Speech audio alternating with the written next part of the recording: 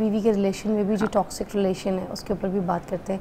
کسی کا فون آیا ہے, بیوی اگر بات کر رہی ہے ٹھیک ہے, تو جان بوجھ کے پوچھنا دکھاؤ مجھے کس سے بات کر رہی تھی. ہاں اب یہ کنٹرول ہے نا کہ basically they want to control you. تو جو ہم نے پہلے ہی بات کی ہے کہ آپ اس میں ایموشنلی کام رہیں, بیکاز یو نو کہ آپ کسی سے بھی بات نہیں کر رہے. آپ کہیں جی آج میں بتاتی ہوں, آج میں لاؤڈر آن کر دیتی ہوں. کیا بات کر رہی تھی, ہاں کیا میرے سامنے بیٹھ کے کیوں نہیں بات کرتی ہو, ایگزیکٹلی اس کمرے میں لاؤنج پہ جا کے کیوں بات کی تھی, تو میرے سامنے بات کرنے میں بالکل صحیح کہہ رہی. ٹارچر دینا, ٹارچر دینا. اب لڑکی کی اپنی کوئی بات ہے, بیٹی کی کوئی فیملی کا کوئی بات ہے, قصہ ہے, اب وہ بات میاں کے سامنے کیوں نہیں کی, ساس غصہ کر رہی ہے, ساس بھی ٹاکسک ریلیشنز کچھ ہوتی ہیں, وہ کہتی ہیں ایگزیکٹلی ایسے ہی ہے, کیوں کر رہی ہو, یہ کنٹرول اینڈ مینیپولیشن کہ ہمارا پورا کنٹرول ان کے اوپر ہو جائے.